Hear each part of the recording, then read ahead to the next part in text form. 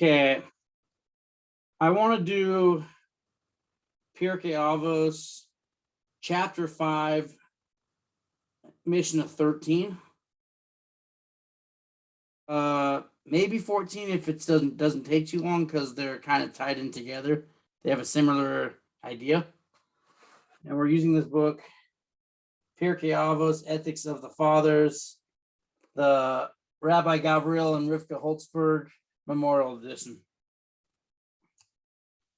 Okay, Yud Gimel for 13. Arba midois benoisne tzedakah. Haroitze sheyitin velo yitnu acherim einoi ra'a b'shel acherim. Yitnu acherim v'hu lo yitain. Einoi ra'a b'shel lo yitain v'yitnu acherim. Chasid lo yitain v'lo yitnu acherim. Russia. By the way, this is all about tzedakah, and I am collecting tzedakah probably more next week after Shavuos when I get the tzach list. I'm fundraising for Rabbi Boaz Vituk and the Chabad of Colorado Springs. We're trying to get a mikvah, and we're doing lots of good things here. We're fighting the struggles of intermarriage, and he's trying to bring Jews closer to Hashem and teaching the Goyim, the non-Jewish people, how to serve Hashem as a non-Jewish person. So if people are giving tzedakah, this chapter 13, chapter 5, Mishna 13 of Pirkei Avos teaches about tzedakah and the proper way of doing it, or at least gives good advice about tzedakah.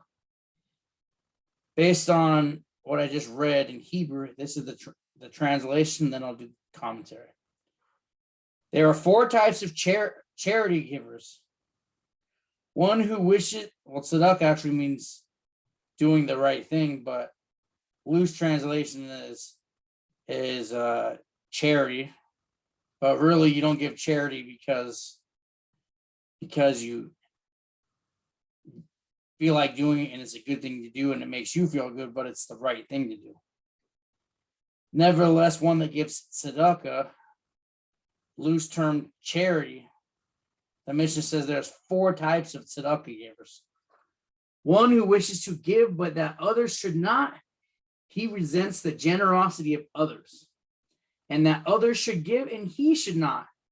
He resents giving away his own, that he should give and others should give, as well as a chosed. He's righteous. He's actually higher than righteous. A chassid is a higher level than a righteous person. Because a righteous person does what the law requires, and a chassid does beyond the letter of the law. And one that doesn't give and doesn't want others to give is a wicked person. So Mishnaic links, this Mishnah, which speaks of tzedakah, seems to be out of place, since it is preceded and followed by teachings regarding Torah study. Midrash Shmuel explains that these 4 attitudes amongst tzedakah givers exist among Torah students as well. For example, there are those who wish to study Torah but do not want others to study, etc. This Mishnah therefore appears here as it refers also to Torah students. Nevertheless, the Mishnah uses the example of tzedakah since these attitudes are more prevalent among charity givers.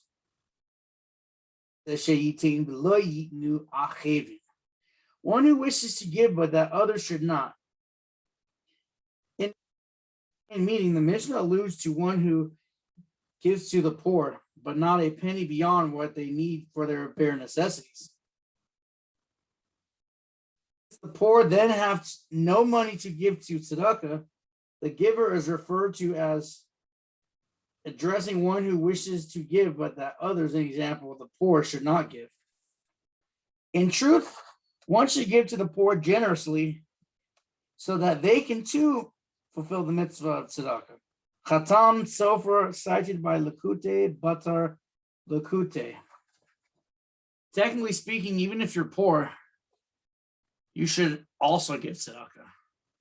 That's why there's a thing about everybody should at least give 10%.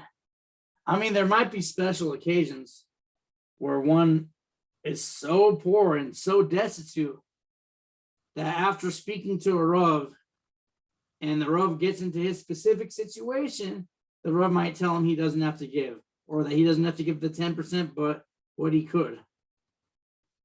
Nevertheless, just because one is poor, that doesn't mean that one shouldn't give tzedakah. Everybody should give tzedakah. Okay. Next one is Yitnu acherim v'hu lo yitin. One that wishes that others should give and he should not.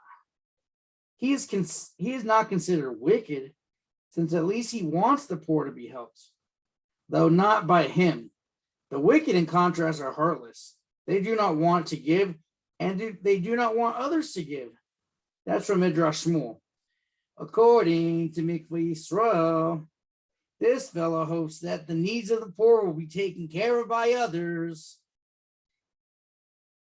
If in the end, his contribution is needed as well, he would contribute.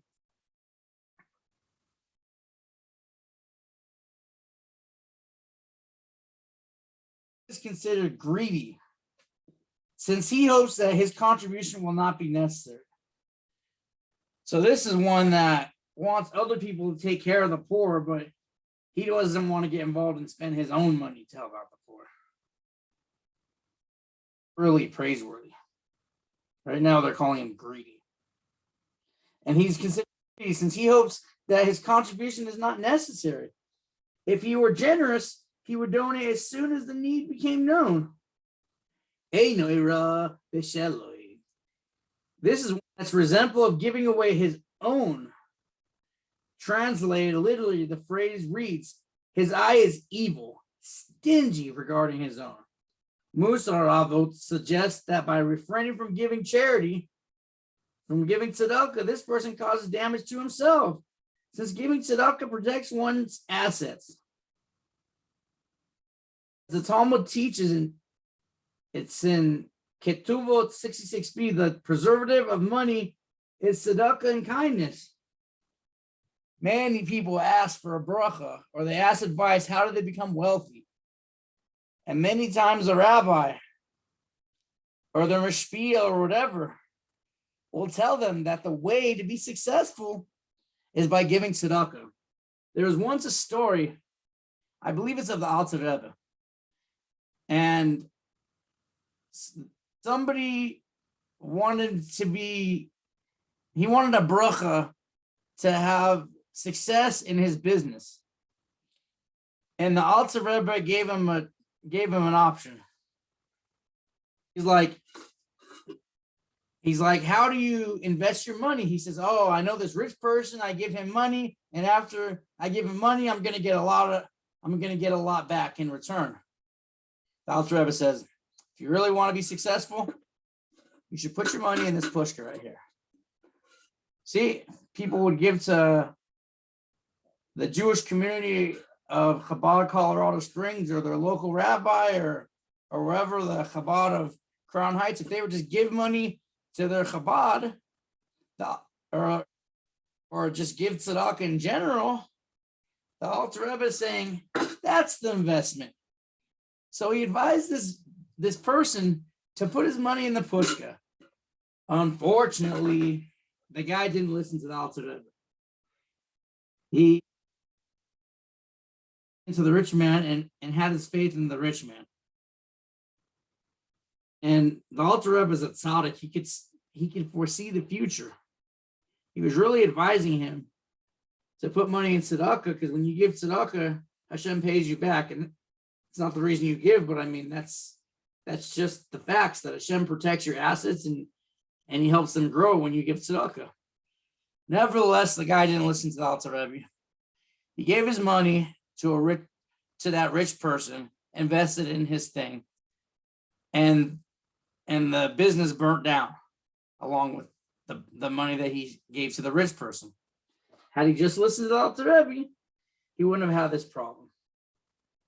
Now, I'm not saying that who didn't give tzedakah that something bad should happen to them. I really hope Hashem has good for everybody, because Hashem is full of mercy and rachmanos.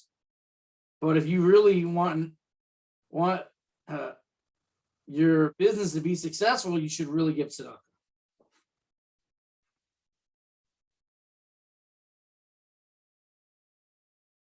Okay. Cain v'yitnu acherim. This is one he wishes to give, and that others should give. The chosed, right? Not only does he not resent the generosity of others, he actively encourages them to give. That's mahara. He is therefore called a chassid, pious, one who goes beyond righteousness. A righteous person seeks only to perfect himself and therefore gives generously to the poor. He's following the letter of the law, giving righteously. But he would not actively encourage others to give. The chassid, in contrast, is not only committed to his own self-perfection and therefore encourages others to give as well. Rabbi Moshe al-Amoshino. It's kind of like the rabbis I know. Rabbi Peel, he tries to get people to give tzedakah without pushing them and nudging them too much. Nevertheless, when he sees a poor person, you would always see him helping out the schnorrer. You would always see him helping out the poor people. He'd always have people at his house. And he'd encourage people to help the poor people, the schnorrers. Not only would he feed people and give tzedakah, he'd encourage other people to give to them. I could say the same thing about Rabbi Boaz. Rabbi Boaz would teach everybody about tzedakah, and nevertheless, he would give tzedakah, but he would try to get others to give tzedakah as well, not just to him. He has all the stuff going on, and what does he do when Russia invades Ukraine? He encourages everybody to donate to help out the Ukrainian refugees. People like this are being righteous. They're giving tzedakah and they're encouraging others to give tzedakah, not just to their own cause, but to the needs of others.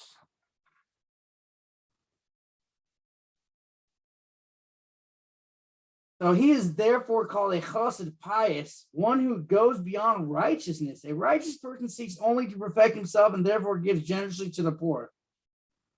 But he wouldn't encourage others to give. A chassid, in contrast, is not only committed to his own self-perfection and therefore encourages others to give as well. Rabbi Moshe al-Moshino. Sorry for repeating that. Obscurity versus notoriety. And Rambam's well-known 8 levels of tzedakah, Hilchos Matnot in Aniyim, 10:7-14. The lowest is one who gives directly to the hands of the poor. The lowest level, since the poor are embarrassed by having to face their benefactor. And the benefactor gains admiration, gratitude, etc. through his giving. The highest level, the level of a chassid, is one who gives to a charity fund, since he will never know who received his donation, and the beneficiary will never know who his benefactor is. Reminds me of the holy miser. I'm just going to tell this story quickly. Sir, there was a rich guy. All the poor people went to him and he wouldn't give tzedakah. And even at his funeral, he could only give 50 rubles, and they said he should give 5,000 because he's rich, and people disrespected him, et cetera, et cetera. Little did they know that this miser, so to speak, he didn't want the credit for giving tzedakah. He wanted to give to everybody. So he actually supported the entire poor people, but he didn't want the credit, so he gave in secret. So then when they wouldn't bury him, the rabbi, the Kabbalist that knew of his deeds, told the whole area to fast. And this holy miser, Yosela, he was buried under a tree outside of the cemetery. It's kind of a nebuch that they didn't let him in the cemetery because halacha is, doesn't matter how the Jew was. If he's a Jew, you got to bury him in a cemetery. Maybe if he has tattoos, it's another thing. But just because a Jew wasn't righteous, you can't say, oh, we're not going to bury him. He didn't give us enough money, whatever. It's wicked.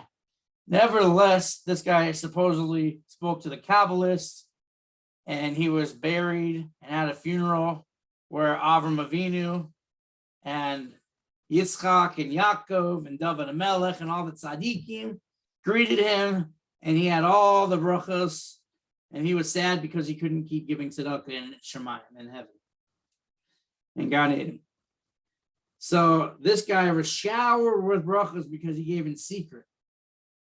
So according to the Rambam, giving in a way that no one even knows you gave is actually the best way. Nevertheless, Chelek Yaakov thus interprets our Mishnah homiletically as addressing one who wishes to remain obscure and anonymous. He wishes he give and that others, an example, the managers of the charity fund should give. He wants his tzedakah to be distributed by others. Cited by Lakute Batar Lakute. So in other words, what's the righteous way? He wants everybody to give, and he'll put it in a tzedakah, a pushka, and it'll be distributed to all the poor people. He doesn't want to embarrass the poor people, and that's a very righteous way. But Abonim offers an opposing view. Giving anonymously is not always beneficial to the community, since giving openly can influence others to give. The true chassid sacrifices his own self-perfection, and instead of giving tzedakah in the most ideal way, as described by the Rambam, he gives openly. Will give. He shows an example. He's like, here, I gave $100, and he's like showing other people, hey, if I gave $100, you can give $100. Or a poor person that can barely give anything, he gives $18. Then someone that makes more money can give $50, and someone that makes more money can give $100, and etc. So by giving in a way that people see you, it can encourage others to give as well. And you're giving up your self-perfection of giving anonymously. You're giving up that level of holiness in order to get others to give, and that makes you a chassid.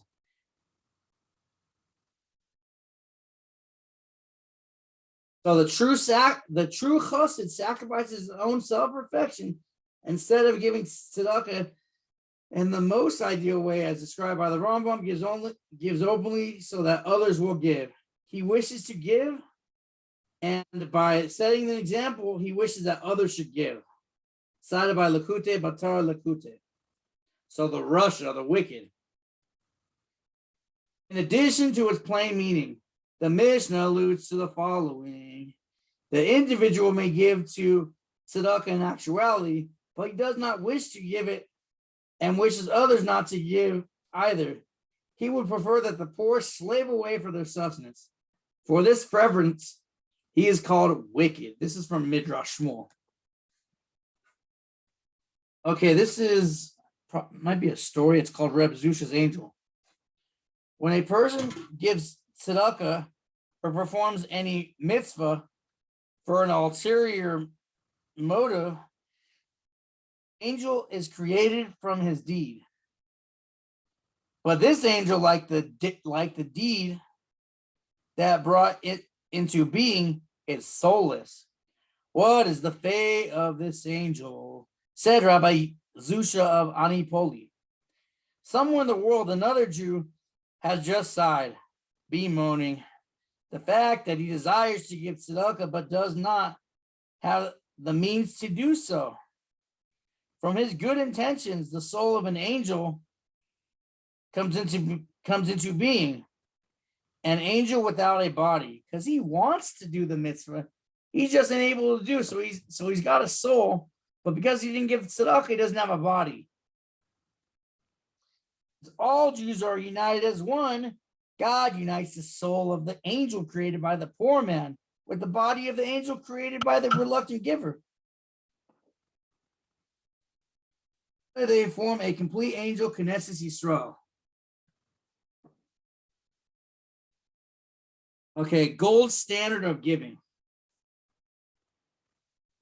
The Hebrew words for gold, silver, and copper are acronyms for 3 levels of intentionality in giving tzedakah. Nechoshet, copper. Netinat chole she'omar. Tenu, the giving of a sick person who said, give. So at the lowest level, when someone is sick, that's the level of copper. The copper giver, the lowest type, is the one who gives on his deathbed, when his possessions are no longer of use to him. Kesef, silver, kishayesh, sekane, poteach, when there is danger, he opens his hand to give. Zahav, gold. Zeh hanoten bari. This is one who gives while healthy. The gold standard of giving is one who gives selflessly. He is healthy and does not seek to be healed through his charity. His only concern is to fulfill the mitzvah. See Rabotenu, Balet Hatosvot, and Marjanita, the Rabbi Meir on Exodus 25:3. Igorot, Hatiyul, Chelik, Haremez 7. See Sefer Hasichos 5752, volume 2, page 233. Hey, Aaron's here. That's cool. Aaron, you want to add anything else about tzedakah? Because this whole mission is about tzedakah. If you don't have anything to give, I'm gonna go over to Torah study, which is also important. But now I just went through the whole commentary of Pirkei Avos. That's okay. I'll just listen. Okay. Okay. So one can add. Tanya states how much one should give in general. Tanya states it goes beyond Shulchan Aruch. Shulchan Aruch states that one should give 10% of his income to tzedakah, but the Alter Rebbe says that one should give 20%, because in this day and age, people do a bunch of avera sins, and we're not able to fast like they did back in the days. So one way to make up for a meal that you have to give for sins is by giving tzedakah. But if one gave tzedakah for every one of their sins, they probably might be broke. So that's why the Alter Rebbe said maybe just 20%. And he also did say that if somebody were on their deathbed, they were like from an illness, they would give all their income for a procedure to save their life. How much more so if it's for the soul? So basically, that's the idea of tzedakah. One should give at least 20%. If you're rich, you could give more. Nevertheless, those that don't have the income and they can't give 20%, or they can, but they can't overcome their evil inclination to give what they should at least minimally follow the Shulchan Aruch that says you should give 10%, and the Chumash that says you should give Meiser. The Chumash and the Shulchan Aruch is based off the Chumash that they say that they gave 10% of the tithes. But if one could, they should give 20%. And if anybody could help, I'm trying to help out Rabbi Boaz with funds for a mikvah. He has a Chabad house in his shul, They really do a lot for the community. I heard during COVID-19, Rebbe Chaim was making lots and lots of challahs and distributing it to everybody, making sure everybody had a challah and soup for Shabbos. They go out of their way to really help everybody, and it would really be a good thing to do that. I'm gonna put. Hey, Aaron, do you know if there's a way to put on here a link to the website, or did I just put that in YouTube when I put this to YouTube? You just put it on YouTube. I Okay, can so say more if you want. Well, I can do what? I can say a little bit more on tzedakah as well if you want. If you want to, cool if we got more people, but I don't know how to share to all my contacts when I'm actually doing this. That's my issue. It's something I got to work on. There's a thing called, like, I'm pretty sure if you go to more, no, not more, Zoom, no, yeah, Zoom, copy. I'm not sure where it's at. Oh, share content. Oh wait, no, I don't remember where it's at on the phone. But basically, you can share. I'm on the computer. Yeah, you can share. There should be a share option. You can share, like a link to like the way the rabbi does on WhatsApp. Do I press the invite button? Yes, invite. But it doesn't have WhatsApp? I'm not sure. I don't have anybody's Gmail. That's like ridiculous.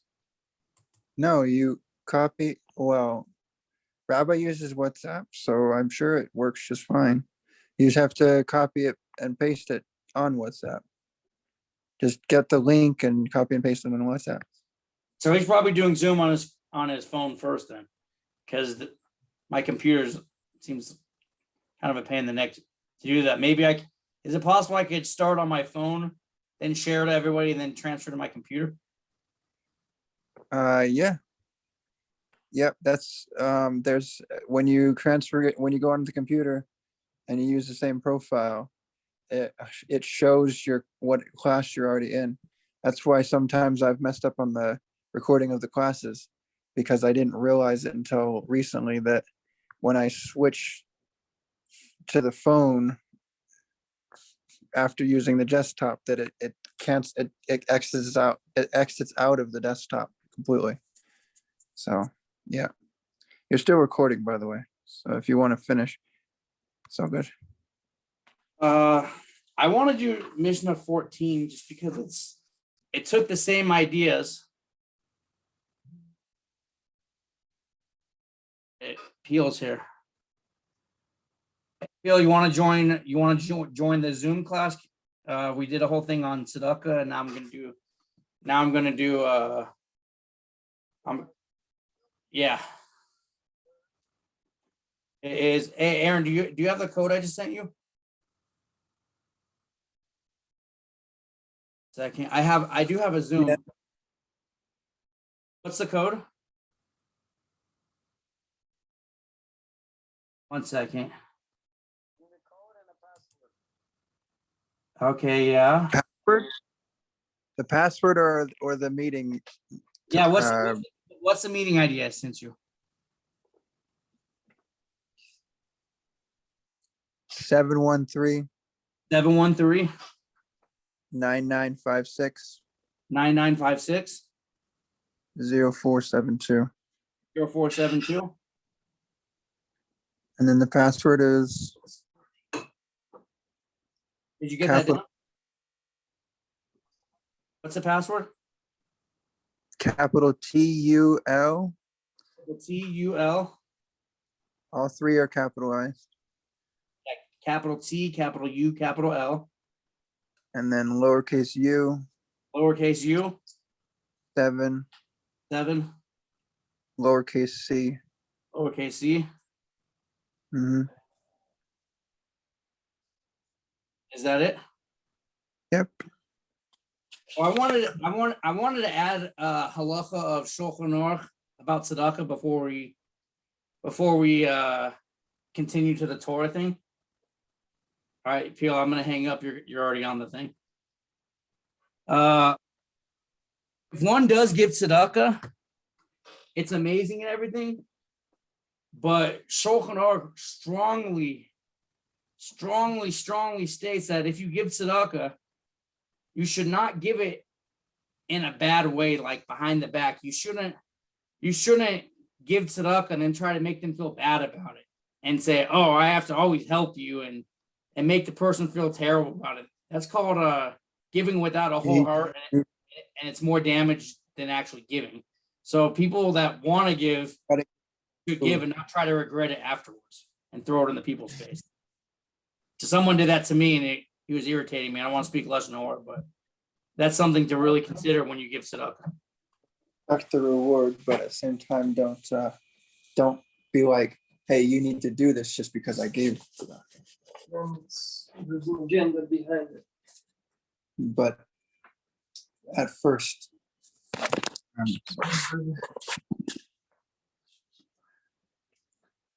Okay, so now that we just finished Pirkei Avos, chapter 5, Mishna 13, we're going to go to chapter 14 and call it a night.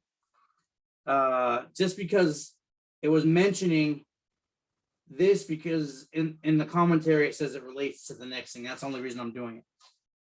Arba midois behoiche veis hamidrash hoilech ve'enoi oise. Dechar halicha biyadoi oise ve'enoi hoilech sechar mase biyadoi hoilech ve'oise chosid loy hoilech ve'loy oise Russia. Okay, there are types among those who go to the house of Torah study. One who goes but does not study, literally do or achieve earns the reward for going. One who studies but does not go to the synagogue, does not go to the shul, or the place to learn. So he earns the reward for studying. And one who goes and studies is a chassid. Rather, one who doesn't even go and doesn't study, he is a wicked person. Pirkei Avos. That's what we're doing. Oh yeah, I'm looking it up right now. I have the book in front of me. Hey, do you want to, Rabbi Peel? This is Rabbi Peel from the Chabad of Crown Heights. I don't know if they call it Beit Schnaps, or what do you guys call yourselves? Snappers. No, because in this video, it's gonna go to YouTube, and I'm gonna put both your link and Rabbi Boaz's link, so people that are local to Crown Heights can give to them, and people that can help me, since I'm the leader of the group, can help me fundraise to Rabbi Boaz.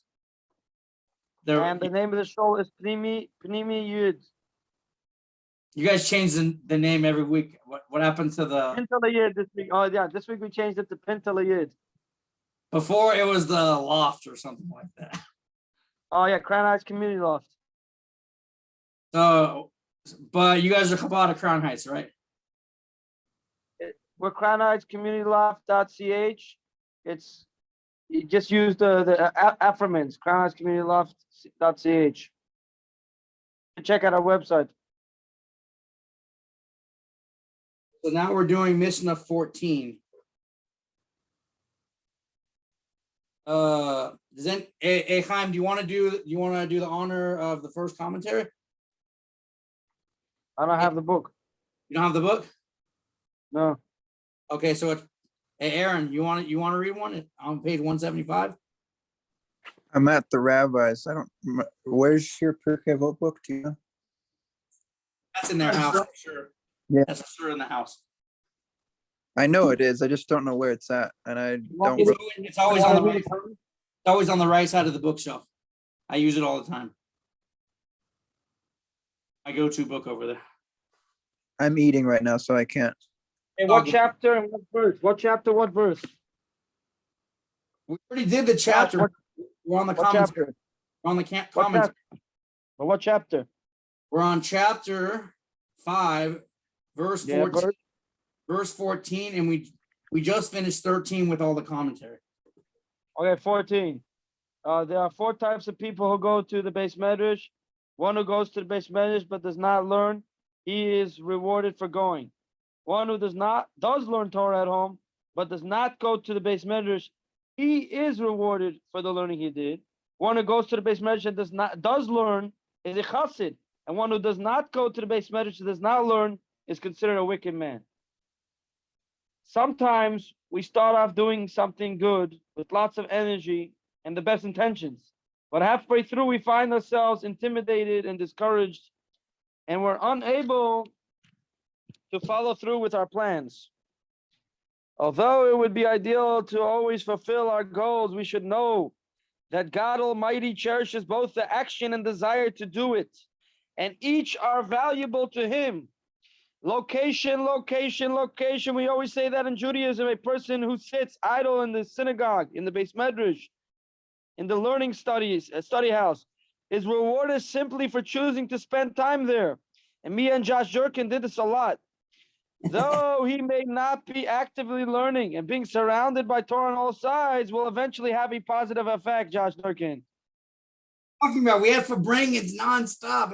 It was amazing. It's something we did in yeshiva sometimes. Maybe there would be guys drinking maska and having snacks or whatever. But you know what? They'd sing a niggin. Even though they're not physically learning, the rabbi would speak Torah, so their soul would hear it. Or very often you go to 770 and they're giving over a whole Torah, or the Rabbi would speak Yiddish Asicha. No one understands it, but you get the reward for going even though you're not physically learning. It's amazing. But do you see the connection here between this one and the Mishnah before that? Very similar. It's talking about one that gives, but doesn't want others. Like one that the chassid is one that gives and wants others to give. The Russia doesn't give and doesn't want others to give. Like truly the Rishoyim, like we're talking about real Rishoyim, not you happen to sin here and there because you're a human being, but like really wicked people, which the Rabbi said don't exist. They're the ones that don't want to do any Torah mitzvahs, and they don't want anybody to do Torah mitzvahs, and they don't want anything good to happen to other Jews. They want everybody to slave away. All they care about is themselves. That's the Yetzer Hara and the evil inclination. That's the Russia. But the Rebbe said in our generation, we don't have such people that are just completely wicked. We have people that fail because of the Yetzer Hara from time to time, but we have remorse and we want to do better next time. Okay, let's go into the commentary. So this is one that this is one that goes but does not study, or literally goes but does not do. Midrash Shmuel offers many explanations for this phrase. Amongst them, the Mishnah addresses the need to go to the study hall, as well as the need to draw others to the study hall. Some only do one, others do neither. The chassid does both, and the Russia does none. The Mishnah refers to one who is conflicted over whether to go to study hall or to do another good deed. Like Rabbi Peel, you want to go to you're conflicted. You want to have a shir, but you have a wedding to go to. Isn't it a mitzvah to go to a wedding? Yeah. If it was up to me, I'd go to a wedding every night. Right? Good food, good music. I mean, when I first started my classes, I would cancel the class every other day. And people are like, Shimmy, you can't keep canceling the classes. So even when my first cousin got married, I still did the class. Over your cousin's wedding? Weddings are. I didn't miss the whole wedding. I went to the chuppah, then I did the class, and then I came for the dancing at the end. So some choose one over the other and at least receive credit for what they choose to do. Some are paralyzed by indecision and do neither. The chassid managed to do both. I like this one. In our generation, he can't make up his mind, so he can't call him a Russia. He was just indecisive. He's like, I don't know what He's a bear. He's something called a bear. What? He's a bear. The bet. A bet means like someone who has a split neck. He doesn't know where he wants to go. He's like a bear. He's an animal. He's not sure. He doesn't know how to make up his mind for himself. He doesn't know where to go. It's a short while. He figures it out one day. He's not in his heart like against Torah mitzvahs. He's not that true Russia we're talking about. The Mishnah refers to the question of one's preoccupation while going to the study hall. When it is difficult to study, some choose not to go for this very reason. Others choose to go but fail to utilize their travel time for study. Oh, this reminds me of Aaron. Aaron's driving me home all the way to Pueblo. And, he could be listening to music or schmoozing. I like to And not schmooze. paying $6 and not paying $7 a gallon. Not about the gas. He's doing the mitzvah of driving me home like a chosed. But what does he do? He puts on Rabbi Gordon's Chabad.org Chumash class or Tanya class.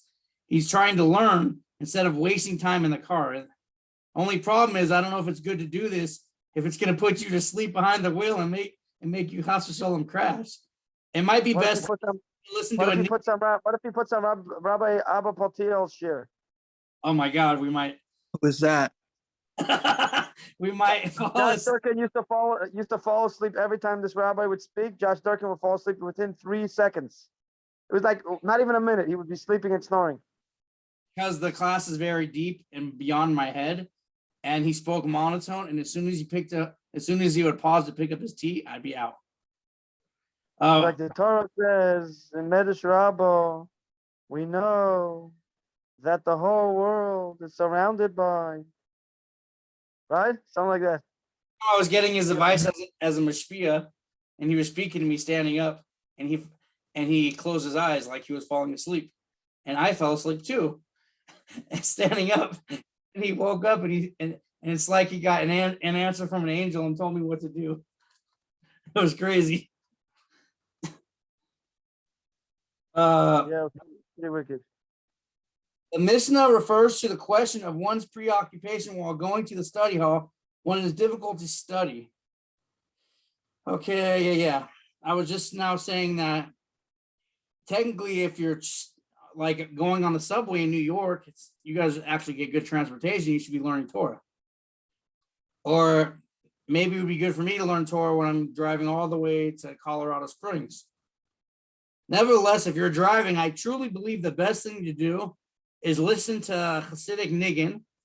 A niggin elevates the soul. They also have Jewish music that has Torah inside of it that's lively, because you need to be alive and awake while you're driving. That's all I'm saying. Others stay home and do not study. The chassid goes and studies on the way.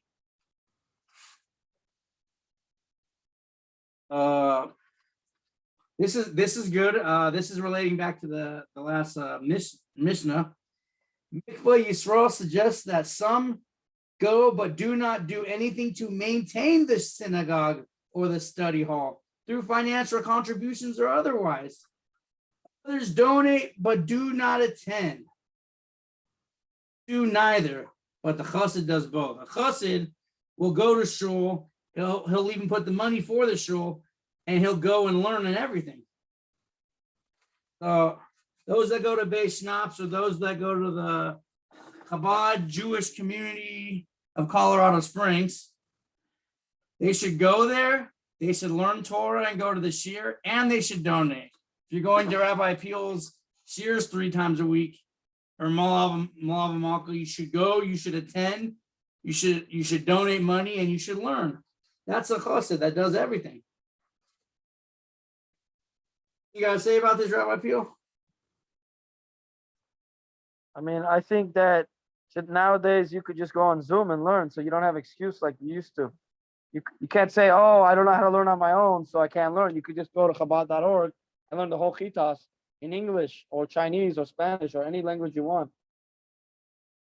So, I mean, this is referring to a guy who's stuck in virtual reality and he doesn't want to get out of his virtual reality. You know, there's some people, they put on their goggles and they'll stay there for 13 hours, 12 hours. They'll stay in the virtual reality and they won't learn any Torah, do any mitzvahs because they're completely obsessed with their inner pleasure.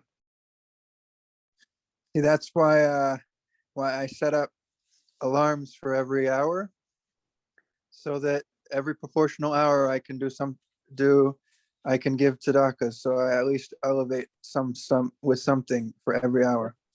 Very beautiful. That's very nice. That's very But, beautiful. But a broke person like me that can't give tzedakah every hour and gives when he can, what he should do. You know, I had a friend. Torah, Pennies are Torah. easy. You could learn Torah. You can say Tehillim. You can daven. You can visit the poor. You can escort the dead. You can go to a wedding. The main thing is every hour you should be involved in a mitzvah. Tzedakah is one of the mitzvahs, but you should always be involved in some type of mitzvah. That's what You could use pennies, by the way. You use what? You can use pennies. That's what I do. I have a thing of 108. Me and Josh Durkin, we went to this old lady in Seagate, and she gave us this huge pushka that was like 20 pounds. And we opened it, there was about 10,000 pennies in there.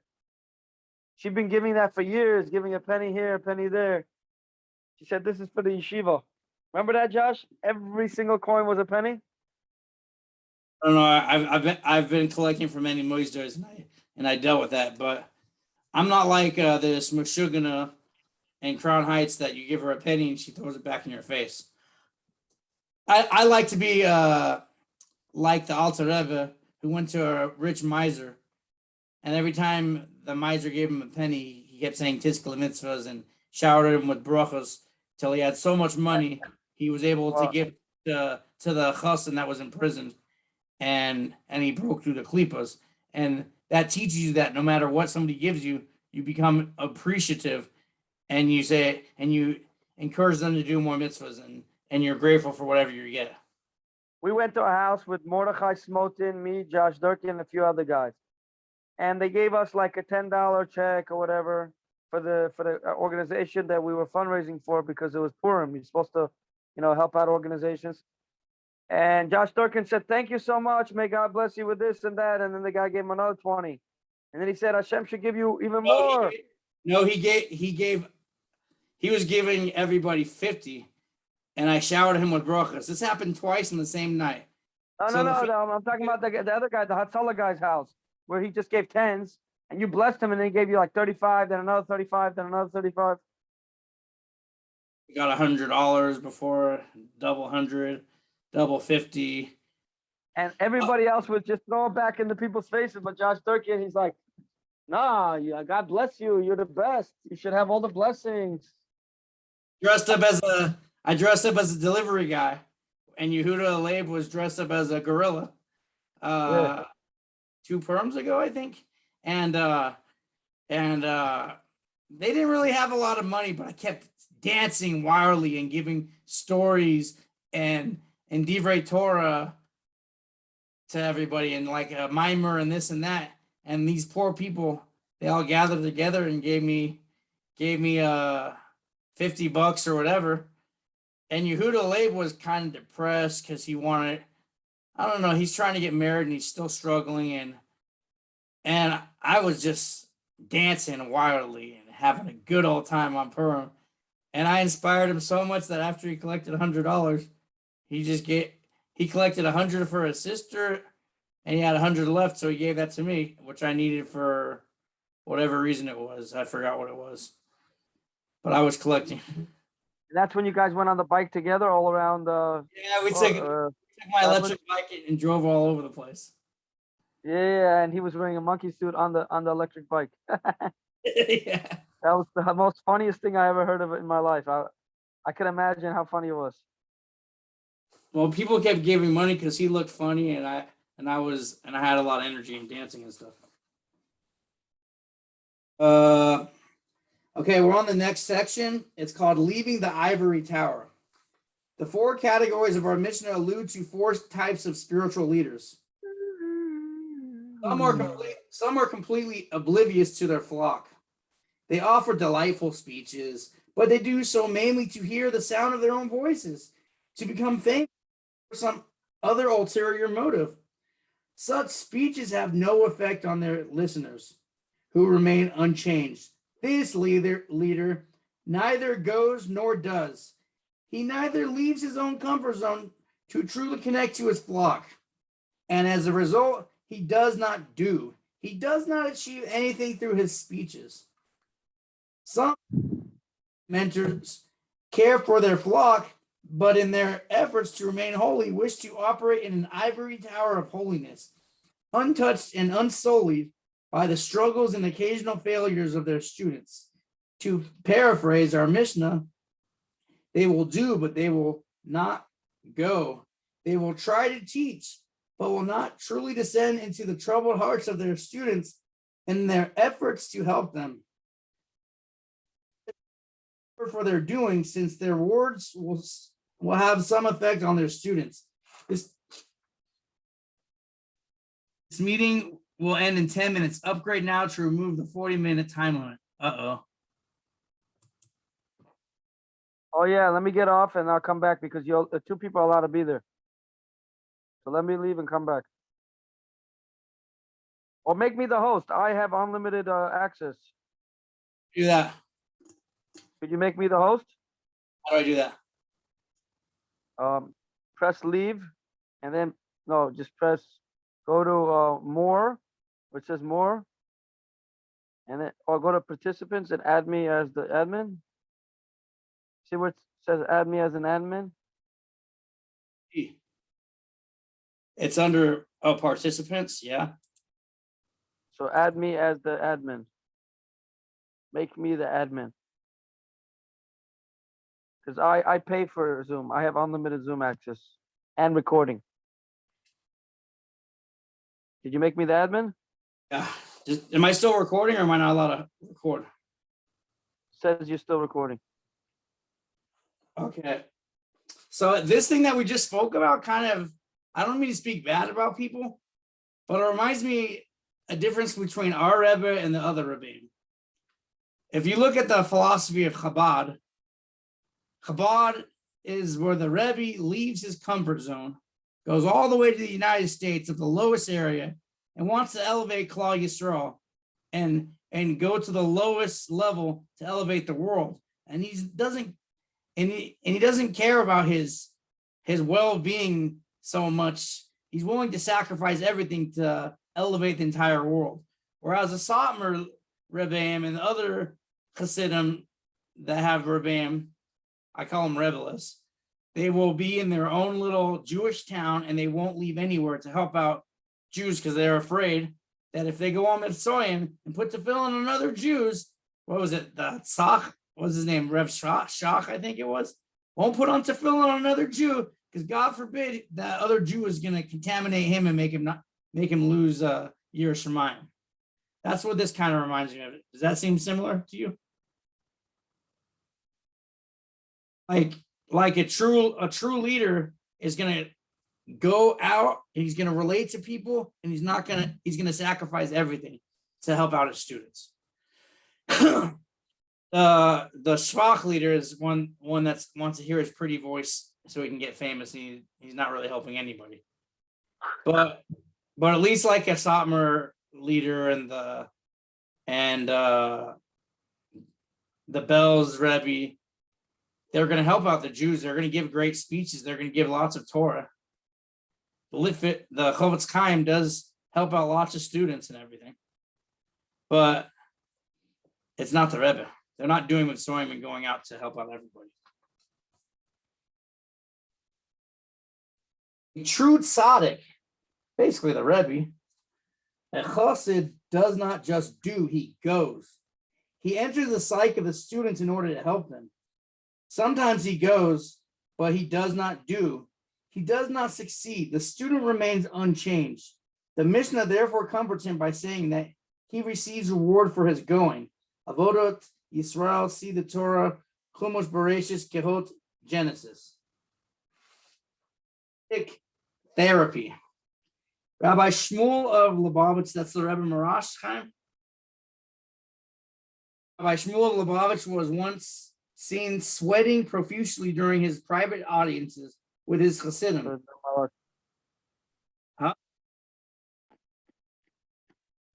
Explained that his counseling sessions were exhausting. When he listened to the struggles and questions of his Hasidim, he had to divest himself of his own consciousness and invest himself in the consciousness of his Chassid, so that he would truly experience that Chassid's reality and struggle. But in order to offer advice, he had to divest himself of the Chassid's consciousness and redress himself in the garb of a Rebbe.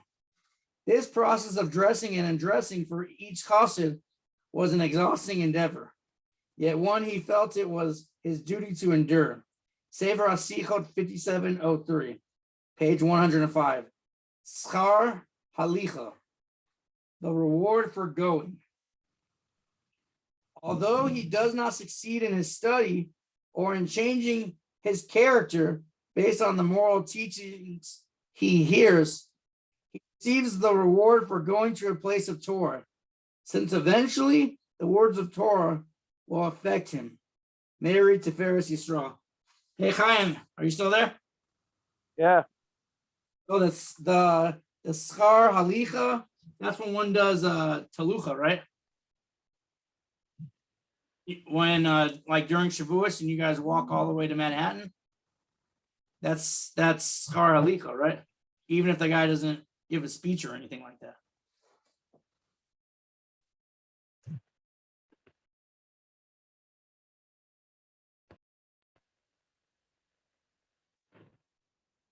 Schar Halicha.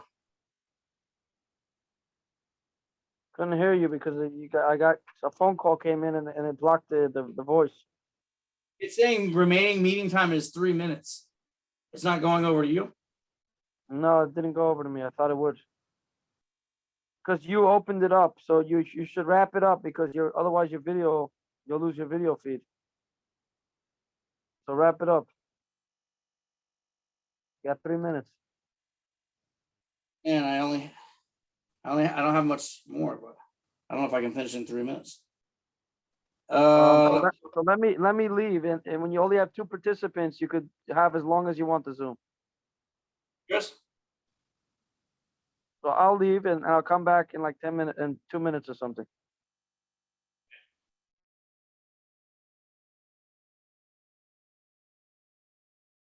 The holy Rebbe of Ruzin applied this clause to a chassid who goes to visit his Rebbe, but the Rebbe fails to do.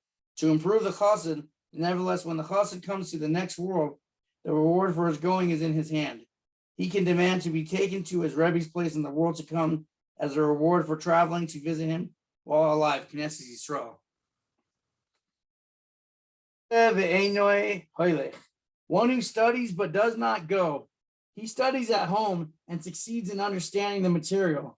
Although he would enjoy greater success if he would go to a place of Torah, he is rewarded for his study. He neither goes nor studies. Lechem Shemayim asks, if this individual never stopped foot in a place of Torah, he never tasted the sweetness of Torah study. How can he be called wicked? We must therefore say that this individual has attended the Torah study hall in the past and knows of the sweetness of Torah, yet chooses to stop studying. Alternatively, this individual studies but does not succeed because he does not put in the necessary effort. He is therefore called wicked for his lack of effort. Mary. Mishnah, a social visit. Mishnah Nefesh offers a homiletic interpretation of the Mishnah. The truth is that everyone comes to the study hall, but for different reasons. Some come to study, but end up chatting with a friend. Still, they receive the reward for going since their intention was to study. Others go to chat, but end up studying. They receive reward for studying. Cited by Lakute Batar Lakutari. That is it. Wow, just on time. Yeah, da da da da da da dum. Ah, yeah, yeah, yeah. Yeah, da dum bum bum bum ba da da da dum. So how much does it cost for? Hey, Aaron, how much does it cost for upgrading to Pro?